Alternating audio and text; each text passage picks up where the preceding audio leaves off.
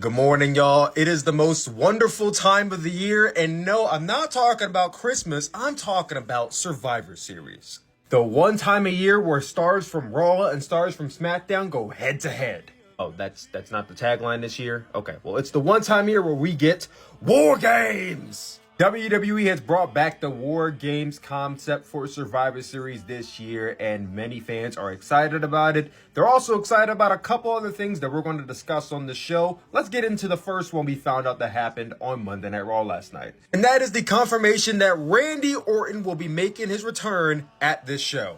This is Randy's first official match back in WWE since May of last year. And for months, we've been seeing reports and speculation about this, so it doesn't come much of a surprise to anybody. But it's good to see the Viper back in town, and he's going to be teaming with his former Legacy member, Cody Rhodes, of all people. And I am going to dive a little bit deeper into why I think they announced this last night as opposed to waiting until Survivor Series to do a surprise entry. But let's get into the match card first. On this card, we have a one-on-one match between Carlito and Santos Escobar. Santos Escobar is freshly turned heel, and I don't think he is completely yet disbanded from LWO. But, I mean, if he hasn't already, he's basically on his way out after turning on Rey Mysterio, leaving Zelina Vega crying just about every single week. I think it's a term a lot of us saw coming for a couple months now, but you know, Santos on his own, going after the U.S. Championship in the future potentially is probably the best way to go. The LWO was only going to take him but so far, especially when Rey Mysterio is basically the de facto leader of the group. And since Rey Mysterio is injured, it's basically up to Carlito to defend his honor. Now, I saw somewhere that this is Carlito's first singles match since like 2007 or 8. Which is like so crazy to think about. He's really been out of the game for that long, in WWE at least. But, you know, he's ripped and shredded, and I feel like Carlito can have a nice little run for him. So I don't think Carlito's going to be like world champ or anything like that. But if they really wanted to push Carlito, I could see him being like US or IC champion sometime next year. I don't think the start of his run is going to be today or this weekend though. So I got Santos Escobar winning the match. If the end goal is going to be Santos versus Rey, whether it be the Royal Rumble or WrestleMania, then we got to get him some wins, so Santos got to take this one. Gunther is going to be defending the Intercontinental Championship against The Miz. I don't know if WWE's just running out of people for Gunther to face, but The Miz versus Gunther was not a match that was enticing me when I first heard about it, and even now, I honestly still don't care to see this match, but they've been trying to get The Miz over and trying to get like people to believe and want to see The Miz beat Gunther. I'm not saying this should be an easy squash victory for Gunther, but he should not be struggling against The Miz. I know The Miz is a 10-time IC champ, but you shouldn't be struggling against The Miz. I'm sorry. So Gunther, you got to win this one, and you got to beat him in like at least like 5-10 minutes. There's only 5 matches on this card, so this match has got to get some time. But again, he should not be struggling. Rhea Ripley is defending her Women's World Heavyweight Championship against Zoe Starks. Zoe Starks is one of the most athletic women's wrestlers in WWE today. Now, I don't really know how the cohesion and the chemistry between her and Rhea Ripley in singles competition is going to work, because I don't think they've had a singles match before. But I anticipate it's going to be good. I'm not too sure who Rhea is dropping the title to, but I don't think it's Zoe Starks, so I got Rhea Ripley retaining the title here. On to the Women's War Games match, we have the team of Charlotte Flair, Becky Lynch, Bianca Belair, and Shotzi. Yes, Shotzi.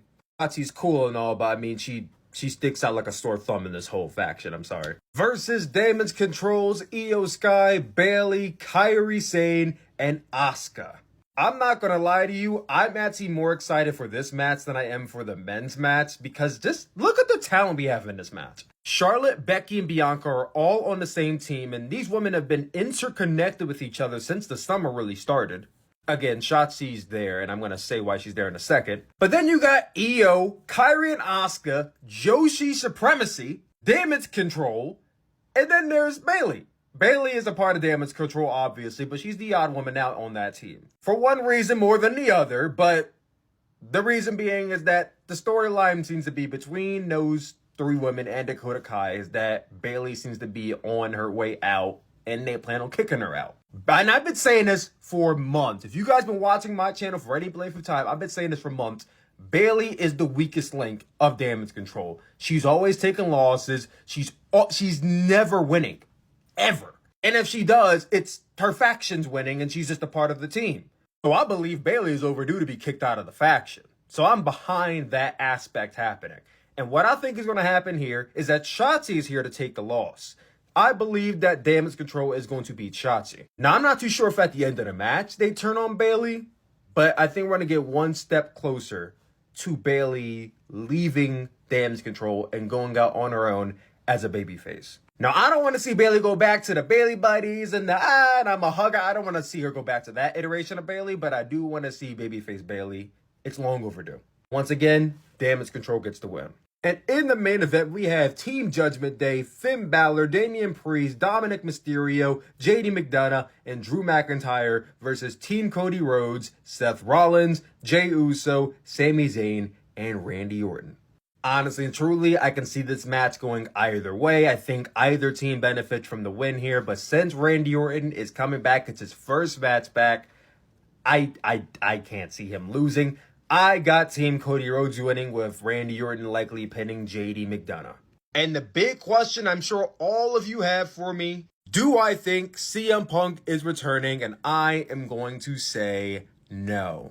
Despite all the reports and speculation, despite all the hints that are being thrown at us, I don't think CM Punk is coming back. WWE management, WWE as a whole has basically output through corporate that they are not in the CM Punk business, and I just don't see this coming through. Now, if it happens, will I be excited? Hell yeah. I mean, CM Punk's my all-time favorite, but I don't have my high hopes. I'm keeping them low, and I don't think CM Punk's coming again. Survivor Series is a Saturday. I will be live on YouTube for it. Make sure you guys come through. See you all there.